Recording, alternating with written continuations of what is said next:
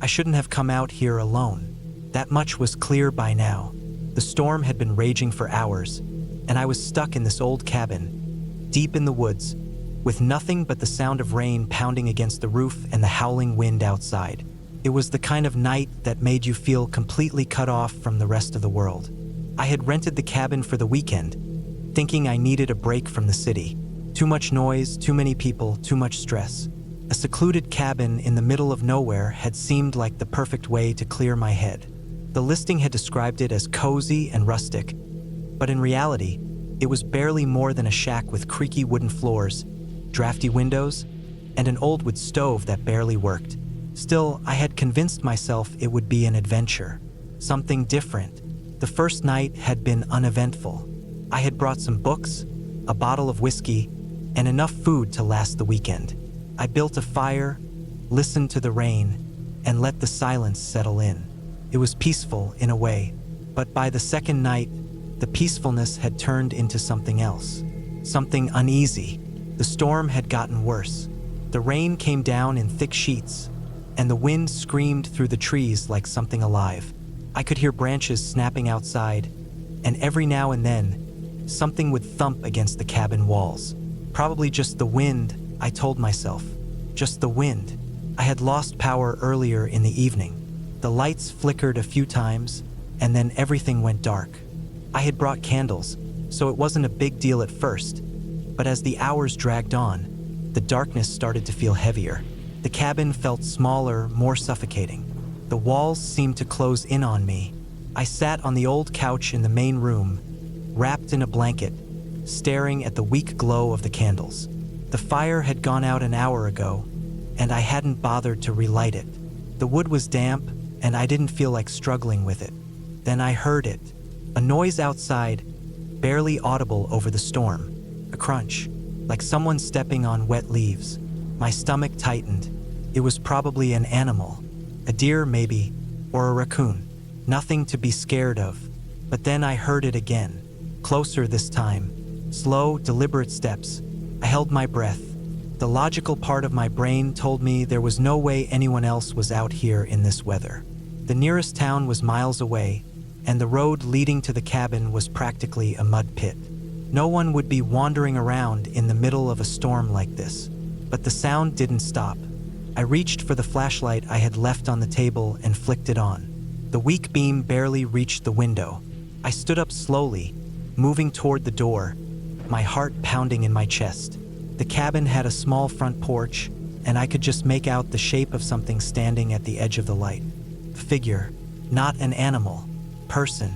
My breath caught in my throat. They weren't moving, just standing there, half hidden in the shadows. Watching. I took a step back, my mind racing. Who the hell would be out here? A lost hiker?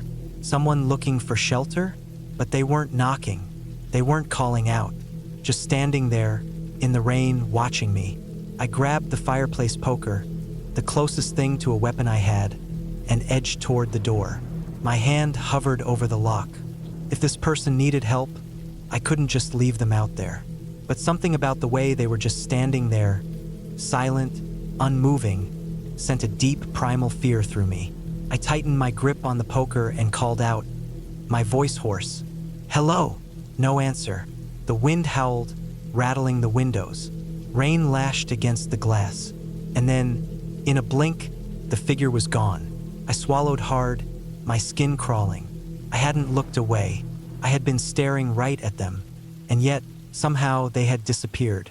I stepped back, my pulse hammering in my ears. Maybe it was just the darkness playing tricks on me. Maybe I had imagined it. But I didn't believe that.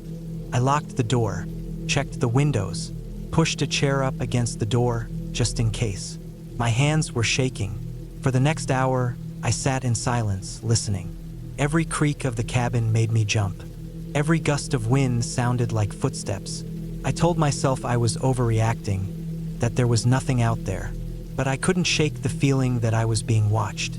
And then, just when I started to convince myself it was all in my head, I heard something else. Not outside this time, inside. A soft, deliberate creak from the back of the cabin. My mouth went dry. I hadn't checked the back door. Had I locked it? couldn't remember. My mind was a blur of fear and doubt. I stood up slowly, gripping the poker so tightly my knuckles turned white. I moved toward the hallway, every step feeling heavier than the last. The air felt thick, like the whole cabin was holding its breath.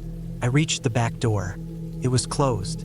I touched the handle, my heart in my throat. It was locked. I exhaled shakily, relief flooding through me. Maybe I really had imagined it. Maybe. A loud crash from the main room. I spun around, my chest tightening. The candlelight flickered wildly. The chair I had wedged against the front door had been knocked over. The door was still locked, but something had been in here. I backed away, my mind racing. I had to get out. I couldn't stay in here, not with whatever this was. I grabbed my coat, my keys, my flashlight. I didn't care about the storm anymore. I didn't care if I had to walk miles through the rain and mud. I just needed to leave. Now, I took one last look at the cabin before stepping outside. The wind nearly knocked me off my feet, but I didn't stop. I ran down the path, through the trees, not looking back. I didn't stop until I reached my car. I fumbled with the keys, my hands slick with rain and sweat. The engine sputtered, then roared to life. As I drove away, my headlights cut through the storm, illuminating the cabin one last time. And for just a second, I saw it. A figure standing in the window, watching me leave.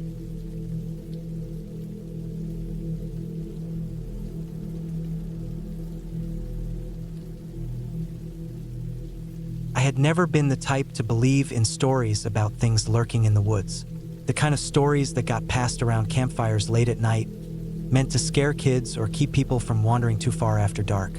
I had spent most of my life outdoors, hunting, hiking, working odd jobs in isolated areas. The woods were as familiar to me as the back of my hand. I had never seen anything I couldn't explain, until that winter in Montana. I had taken a job helping a friend of a friend watch over a remote hunting cabin. The owner, an older man named Ray, had left for the season but needed someone to keep an eye on the place. It wasn't much, just a 2-room log cabin deep in the Lolo National Forest. The nearest town was over 50 miles away, and the only way in or out was a long dirt road that cut through dense, snow-covered pines. It was supposed to be an easy job. Just check in, make sure no squatters or animals had wrecked the place, keep the wood stove going, and radio in once a week. The first few days were uneventful. The cabin was old but sturdy. The wind howled through the trees at night, and the snow piled up against the porch, but nothing felt off. I spent my time chopping wood, reading by lantern light, and making simple meals on the old cast iron stove. The silence out there was something I had always enjoyed. But by the third night, I started to notice small things. A few items inside the cabin weren't where I had left them. A chair slightly pulled out from the table. My boots, which I had placed by the door, shifted a few inches to the side. I told myself I was imagining it. Maybe I had moved them without thinking. Then I found the tracks. I had gone outside just after dawn to collect more firewood when I saw them in the snow. They led from the tree line to the cabin and then back again. At first, I thought they were animal tracks, but they were too large, too strange. The front of each print looked almost human, but the back had deep claw marks dragging through the snow. I followed them for a while, but they disappeared into the forest. I couldn't shake the feeling of being watched. The trees were thick, the snow muffled every sound, and no matter where I looked, I couldn't see anything out of place. That night, I locked the cabin door and secured the wooden shutters over the windows. I told myself it was just a precaution. There were bears, wolves, any number of animals that could leave strange tracks. But I had never seen tracks like that before. The noises started after dark. First, it was just the wind, but then I heard something else. Slow, deliberate footsteps crunching in the snow outside the cabin. I held my breath, listening. The steps circled the cabin, pausing every so often. I stayed still, my heart hammering in my chest. Then something scraped against the wooden walls. Not claws, something sharper. I had my rifle beside me, but I didn't move. The footsteps continued, slow and steady, circling again and again. Then they stopped right outside the front door. The handle rattled. I gripped the rifle tight, staring at the door. The latch held. Then, just as suddenly as it had started, the noise stopped. I waited, barely breathing. The only sound was the wind whistling through the trees. I didn't sleep that night. By morning, the tracks were gone. The snow had covered them, but I could still see faint disturbances where something had moved through the drifts. I knew I should leave, but my truck was parked nearly a mile away down the old access road. If something was out there, I would have to go through the forest to reach it. I spent the next day on edge. Every sound made my skin crawl. When night came, I kept the fire low and sat in the dark, listening. Came back. The footsteps. The slow, deliberate circling. This time I saw it. Through a small gap in the wooden shutters, I caught a glimpse of something standing just at the edge of the treeline. Tall, too tall, its limbs long and thin. It didn't move like an animal. It didn't move like a person either. It stood there for what felt like hours before slipping back into the woods. I knew then I had to leave. At first light, I packed my bag, slung my rifle over my shoulder, and made for the truck. The snow was deep, and I had to move slow, keeping my head on a swivel. The forest was silent, too silent. Not even the usual sounds of birds or distant animals. Then I saw the tracks again, fresh, leading from the trees and following the exact path I was taking. I picked up my pace. The truck was just ahead. A branch snapped behind me. I didn't look. I didn't stop. I sprinted the last stretch, yanked the door open, and threw myself inside. The engine groaned in protest before roaring to life. I slammed the truck into gear and tore down the snow-covered road. In the rearview mirror, I saw it. Something standing in the middle of the road, watching me go. I didn't stop. I didn't slow down.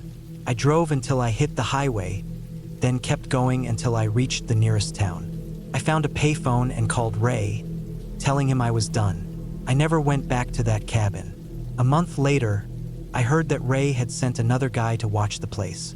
A younger guy, someone who didn't believe in stories either. They never found him, just his truck, parked in the same spot where I had left mine. The door wide open, keys still in the ignition. I don't go into the woods alone anymore.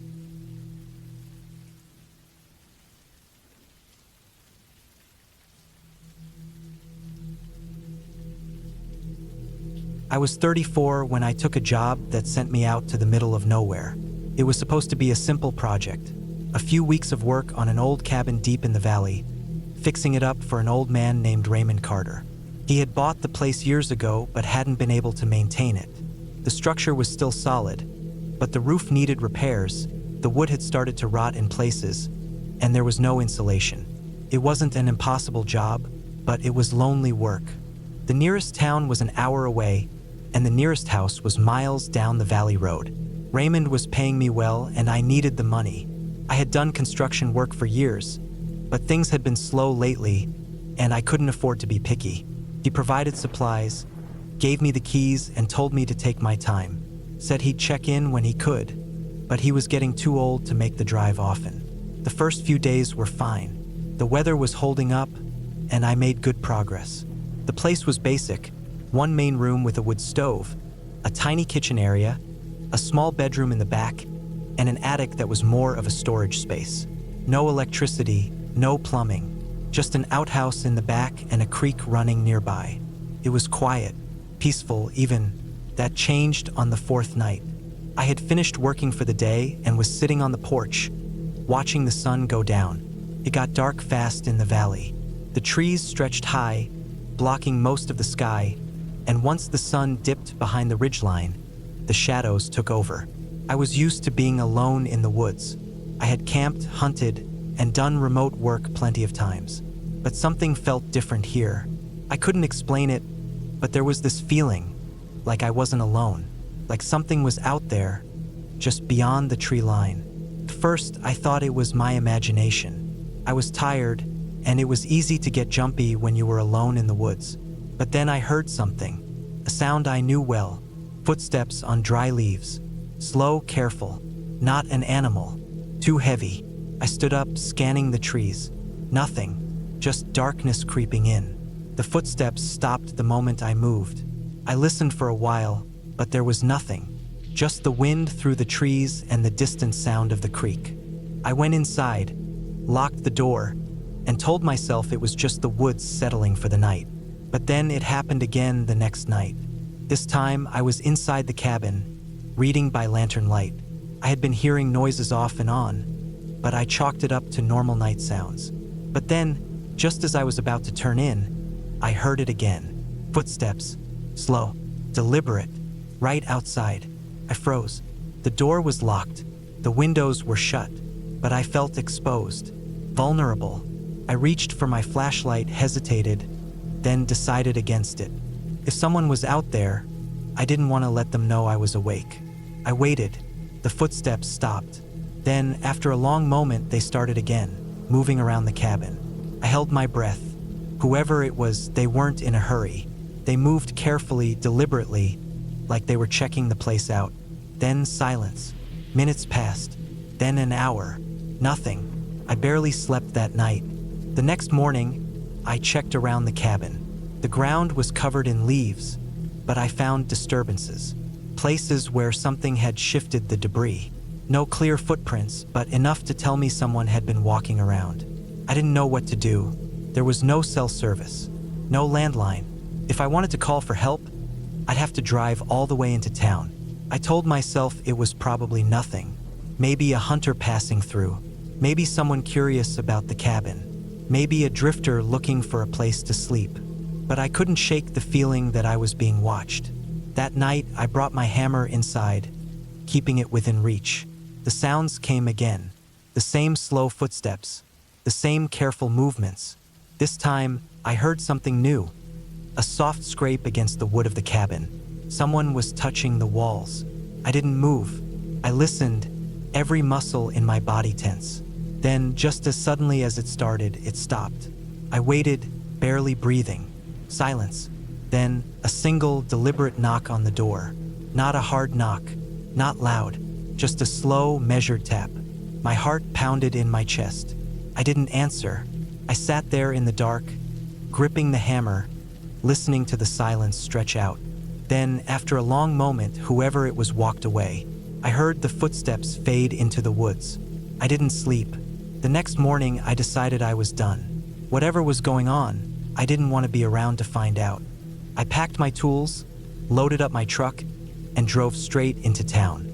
I found Raymond at the general store, told him what had happened, and said I was out. He looked at me for a long time, then nodded. "I'll come with you," he said. We drove back together. When we got to the cabin, it looked the same as I had left it. Nothing disturbed, no footprints, no signs of forced entry, just the quiet valley, the trees, the endless silence. Raymond walked the perimeter, checking the ground, the trees.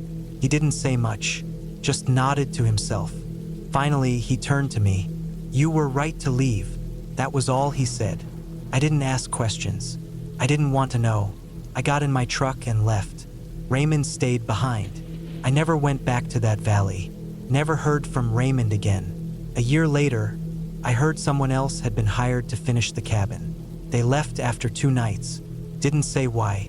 Didn't have to.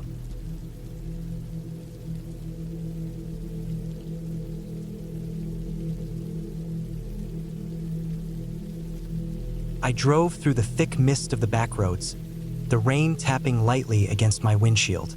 It was the kind of quiet that felt heavy, like the world had shrunk down to just me, the road, and the trees stretching endlessly on either side. The headlights barely cut through the fog, casting pale beams against the wet pavement. I was heading toward the old cabin, my wife's cabin, or at least it used to be. It had been a year since she passed. A year of avoiding this road, of staying as far away from this place as I could. But life had a way of pulling me back. The land still had my name on it, and after months of neglect, I had to check on it. The last storm had been rough, and I got a letter from the county about fallen trees. I knew if I put it off any longer, the place would only fall further into ruin. The road leading up to the cabin was worse than I remembered. Potholes deep enough to swallow a tire, gravel scattered unevenly from the last rain. The trees hung low, their branches bare and skeletal. The closer I got, the more the tension in my chest grew. I didn't want to be here. I didn't want to step foot inside that cabin. When I finally pulled up, the place looked worse than I expected. The porch sagged, leaves piled up in the corners. The windows were dark, the curtains still drawn like she had left them. Felt wrong to be here alone. I stepped out of the truck, my boots sinking slightly into the damp earth. The air smelled of wet wood and rotting leaves. The silence was thick, the only sound coming from my own breathing. I hesitated before unlocking the door. The key felt heavy in my hand, cold from the rain. The moment the lock clicked, a chill ran down my spine. I pushed the door open, and the stale air inside hit me. It smelled exactly the same, like old wood, faint traces of the candles she used to light. Dust had settled over everything, and in the dim light filtering through the window, I could see the fine layer coating the furniture. I walked through the cabin slowly, each step feeling heavier than the last. The living room was untouched. Her blanket was still draped over the couch, the book she was reading still on the table. I ran a hand over the spine of the book, dust smearing beneath my fingers. I should have packed her things away by now, but I never could. The rain picked up outside, tapping harder against the roof. I made my way to the back of the cabin, checking for leaks, damage, anything that needed fixing. Everything seemed fine until I reached the back door. The door was unlocked. I was sure I had locked it the last time I was here. My stomach twisted. Maybe I was remembering wrong. Maybe in my rush to leave the last time I forgot. But still, I reached out and tested the handle. The door creaked open easily, revealing the dark woods behind the cabin. The tree line was close, shadows shifting between the trunks as the wind moved through the branches. I stepped out onto the back porch, my eyes scanning the tree line. Something felt off. The woods had always been quiet, but this was different. The silence was too complete. No birds, no rustling of small animals. Just the rain and the wind. Then something moved. It was quick, just at the edge of my vision. A shadow shifting between the trees. My pulse jumped. I strained my eyes, trying to see if it was just the wind playing tricks on me. But then I saw it again. A figure. It was standing just beyond the first row of trees, barely visible in the dim light. It wasn't moving, just standing there, watching. A cold sweat broke out along my neck. My first thought was that it was some local, maybe a hunter passing through. But something about the way they stood there, unmoving, sent a deep unease crawling up my spine. I stepped back inside and locked the door. My hands were shaking. I told myself it was nothing, just some drifter, someone passing through. But I checked the windows anyway, making sure they were locked. I turned on the lights, pushing back the thick shadows inside the cabin. The rain hammered harder now, the wind picking up. The trees outside swayed violently. Then a sound came from the front porch, a soft creak of wood, like someone shifting their weight. I turned slowly, every muscle in my body tensed. There was nothing visible through the front window, but the feeling of being watched was stronger than ever. I reached for my truck keys, my mind racing. I had no reason to stay here. Whatever was out there, I wasn't about to wait and find out. I grabbed my things and headed for the door. My heart pounded as I stepped outside, scanning the area quickly before making a break for my truck. I climbed in, locked the doors, and started the engine. The headlights cut through the rain, illuminating the trees ahead. And that's when I saw him, standing in the middle of the road, just beyond the reach of my headlights. Tall, unmoving, watching. I couldn't see his face, just the outline of his body against the rain. I didn't wait. I threw the truck into reverse, spinning the tires against the wet ground as I backed out, my hands tight on the wheel. I didn't stop until I was miles away, the cabin long gone in the distance. I never went back. Not long after, I sold the land. I didn't care about the money. I just wanted to be rid of it. But sometimes, even now, when I'm driving down a lonely road late at night, I get the feeling again, like someone's watching. And every time, I remember that shadow in the trees, standing, waiting.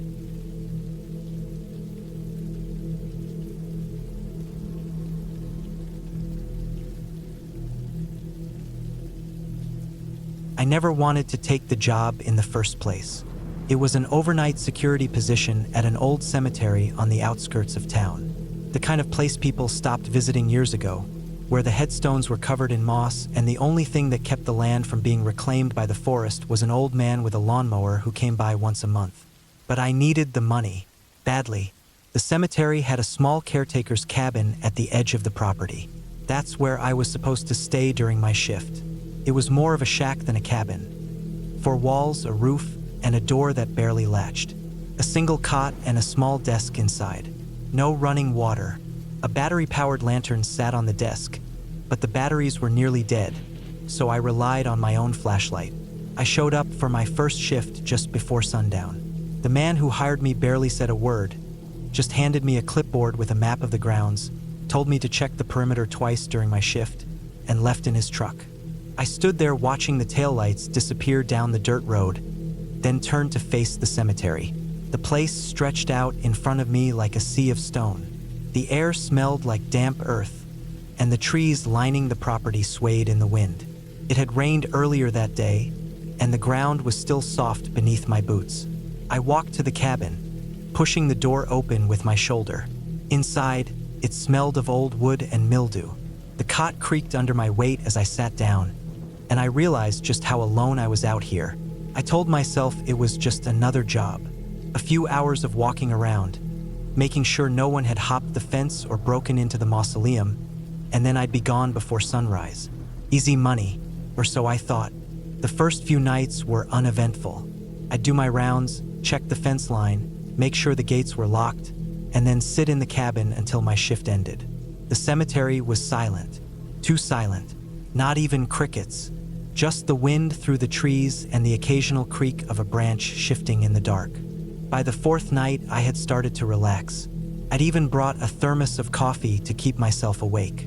I was halfway through my 2nd round of the night when I noticed something off. One of the graves looked disturbed. It wasn't fresh. There was no dug-up dirt, no open hole, but the ground above the plot seemed uneven, like it had been recently moved. The headstone was old, covered in lichen, and I had to wipe it clean with my sleeve to read the name. I didn't recognize it. I checked my clipboard, but the map didn't have individual graves marked, just general sections. I stood there for a long time, staring at the uneven ground, trying to decide if it was worth reporting. In the end, I made a note of it and moved on. The rest of the night was quiet, but something about that grave stuck with me. The next night, I checked the grave again. It looked the same as before. Uneven, like the dirt had been disturbed, but now I noticed something else. Footprints. They weren't mine. I wore heavy boots, and these were smaller, lighter, like someone had walked through the cemetery barefoot. They led away from the grave, toward the tree line. I followed them with my flashlight, my heart pounding harder with every step. The tracks disappeared into the grass, but I kept my light pointed at the trees, scanning for any movement. Nothing. I told myself it was probably an animal. The prints didn't look human up close, too wide, too misshapen, but they weren't from any animal I could name. I spent the rest of my shift in the cabin, listening to the wind, gripping my flashlight like a weapon. The next night, something changed. I was halfway through my first round when I heard it. A sound. It came from the trees, low and steady. A shuffling, like something moving through the underbrush. I stopped walking and listened. The sound was slow, deliberate. Not the wind, not an animal. Something else. I shined my flashlight toward the trees, but the beam only reached so far. Beyond that, just darkness. Then the sound stopped. I stood there for what felt like an hour, waiting, barely breathing. When nothing happened, I forced myself to keep walking. When I reached the disturbed grave, I saw something new. The footprints were back, and this time they led toward the cabin. I didn't want to go inside, but I had to. The door was still latched. The lantern was still on the desk. Everything looked normal, but when I sat on the cot, I noticed something that hadn't been there before. A handprint on the wall. It was smudged, like someone had pressed their palm against the wood and dragged it downward. I ran my fingers over it. The stain was dry. It looked like old dirt, but the shape of the hand was clear. too clear. I sat there for the rest of my shift, gripping my flashlight, listening. I didn't sleep. The last night, I decided to leave early. I told myself it was paranoia, that the footprints, the handprint, the sounds in the trees, it was all in my head. But I couldn't shake the feeling that I wasn't alone out there. I did one final round. The grave looked the same. The footprints were still there. As I made my way back to the cabin, I saw something in the dirt near the door. A single, fresh footprint, larger than the others, and deep, like someone had been standing there, waiting. I stepped inside, latched the door, and waited for sunrise. When my shift ended, I left without looking back. I never went back, never asked about the cemetery, never checked the news. I don't know what was out there. I don't want to know.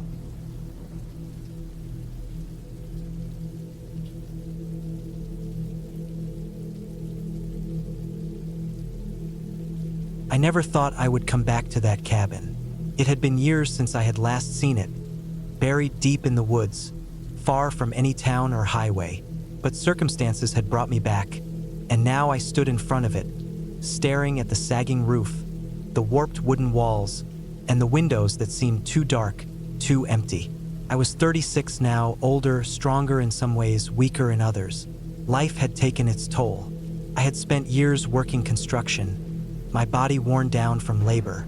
But this place, it still looked the same. The last time I had been here, I was barely 20, a kid who thought he could take on the world. That trip had ended badly.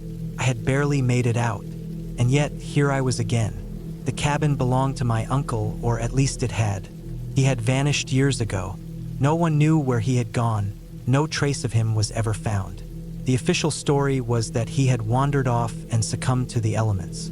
But people in town whispered other things, that something had happened to him out here, something no one wanted to talk about. The land had been left to me, along with everything on it. I had ignored it for years, but life had a way of forcing your hand. Work had dried up, and I needed a place to stay. I didn't want to be here, but I had no choice. The first night was quiet, too quiet, the kind of silence that only exists deep in the woods, far from people, far from civilization. The kind of silence where you can hear your own heartbeat in your ears. I set up a small fire in the cabin's old fireplace. The chimney was cracked, the bricks crumbling, but it still worked. The place smelled of dust and rot. The floor creaked under my boots as I walked around, checking the corners, making sure there were no animals nesting inside. The furniture was still there. An old wooden table, a few chairs, a couch that had seen better days. My uncle's things were still here too. His clothes in the closet, his boots by the door, his rifle leaning against the wall. I didn't sleep well that night. The wind howled outside, rattling the trees. The sound of it scraped against my nerves, but it wasn't the wind that bothered me. It was something else, something I couldn't quite name. A feeling, a weight pressing down on me, like the air in the cabin was thicker, heavier, like the walls were holding something in. The next day, I decided to explore the area. The woods were dense, the trails overgrown. I followed an old path my uncle had used to hunt, cutting through the underbrush, the cold morning air biting at my skin. I walked for hours, pushing deeper into the forest, trying to clear my head. But the feeling didn't go away. And then I found it, a small clearing hidden away behind a wall of trees. In the center of it, a pile of rocks. At first, I thought it was just some natural formation, but then I saw the way they were stacked, too deliberate, too careful. Like a marker, a grave. Something in me told me to leave it alone, but I couldn't. I stepped closer, brushing the leaves away. Beneath them, I saw something buried in the dirt, a piece of cloth, and next to it, bone. My stomach tightened. It wasn't a deer, wasn't an animal. The shape was wrong. Human. I stumbled back, my heart pounding. My mind was racing, trying to make sense of it. This had to be my uncle. It had to be. But how had he ended up here? Who had buried him? I turned to head back to the cabin, to get my truck and drive into town, to call someone, anyone. But as I moved, I heard it. A branch snapping. Close. Too close. I froze. The air was suddenly heavy, electric with something I couldn't name. I wasn't alone. I scanned the trees, my breath shallow, and then I saw him, a man, half hidden in the shadows, standing between the trunks, watching me. I didn't move. He didn't either. I don't know how long we stood there, staring at each other. But then, slowly, he stepped back, melting into the woods. Gone. I ran. I didn't care about the branches cutting at my skin, the roots threatening to trip me. I ran until I reached the cabin, my chest burning. I locked the door behind me, grabbed my uncle's rifle, and sat in the corner, waiting. The night passed in a blur. Every sound outside sent a jolt of fear through me. I didn't sleep, didn't move. The man was out there. I knew he was. Morning came and I made my decision. I wasn't staying here. Whatever had happened to my uncle, I wasn't going to be next. I packed what little I had, grabbed the rifle, and stepped outside. The forest was quiet. Too quiet. I made my way to my truck, keeping my eyes on the trees, waiting for movement. I reached the door, yanked it open, and stopped. A fresh set of footprints, right next to the driver's side, leading away back into the woods. He had been here, watching me. I didn't waste another second. I got in, started the engine, and drove. Fast. I didn't look back. I never went back to that cabin. I sold the land, let someone else deal with it. I never found out who that man was, never knew why my uncle had been buried out there, or what had happened to him. But I know this, someone else did, and they were still out there.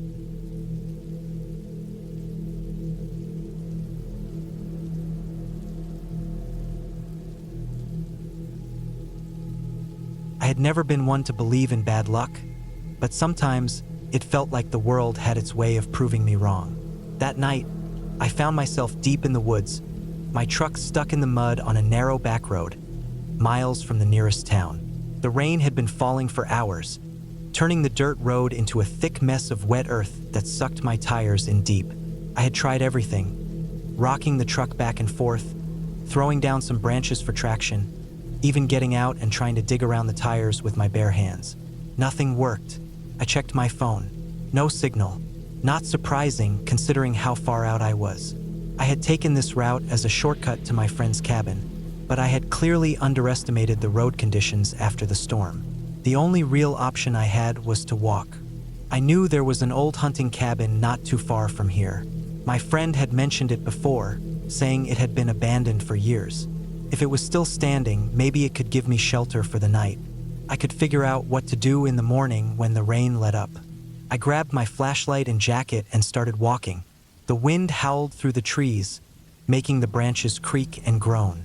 The rain came down harder, soaking through my clothes as I pushed forward, my boots sinking into the mud with every step. After what felt like an eternity, I saw it, the cabin, sitting in the middle of a small clearing. The structure looked old, the wood dark and weathered from years of exposure. The windows were either broken or boarded up, and the door hung slightly open, creaking in the wind. I hesitated for a moment, but I didn't have a choice. I wasn't going to survive the night in the cold rain. I stepped inside, shining my flashlight around. The inside was exactly what I expected: dusty, damp, and abandoned. There was an old wooden table, a few chairs, and a rusted-out stove in the corner. A small fireplace sat against the back wall, filled with old ash. The smell of rotting wood and mildew filled my nose. At least it was dry. I shut the door behind me and took a few steps inside. My boots echoed against the wooden floor. Then I saw something that made my stomach drop. Boot prints. Fresh ones. Someone else had been here. Recently. I turned my flashlight toward the floor. The prints led deeper into the cabin, toward a doorway that likely led to a back room or storage space. My heart pounded. Was someone still here? I listened. The wind outside howled. The rain drummed against the roof, but inside, silence. I told myself it was probably an old hunter or another traveler who had taken shelter here earlier. Maybe they had already left. Maybe I was just scaring myself. I kept my flashlight pointed at the doorway as I stepped forward. The floor creaked beneath me. I could feel my own pulse in my throat.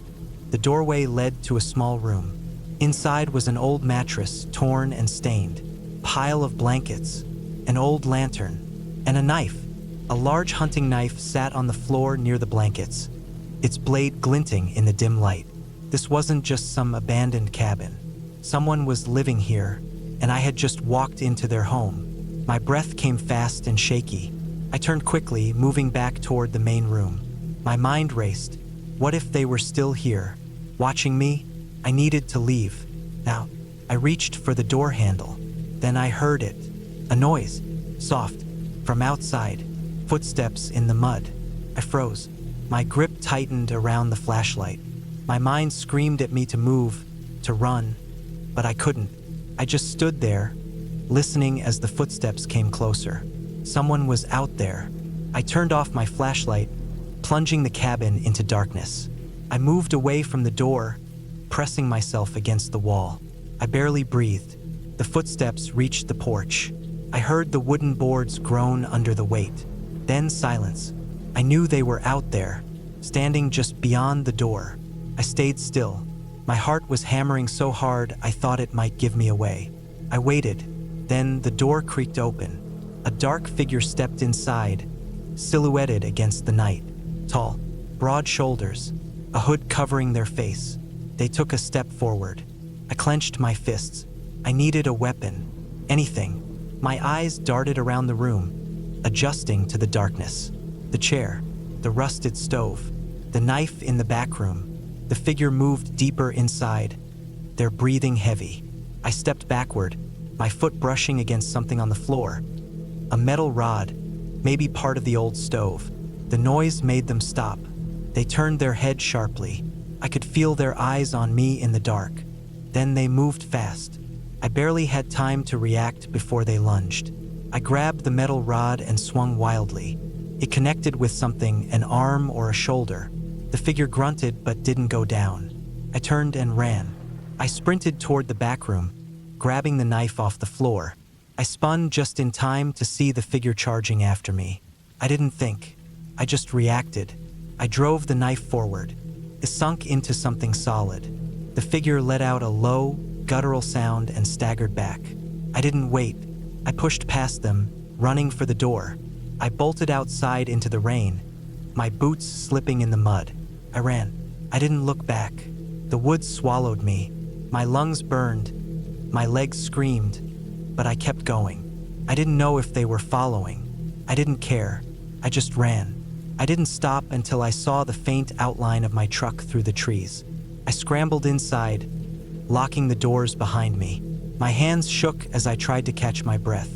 My body was soaked, my heart still racing. I waited, watching. Minutes passed, maybe hours. Nothing. Whoever they were, they hadn't followed me. The storm eventually passed, and as the first light of dawn crept over the horizon, I tried my engine one last time.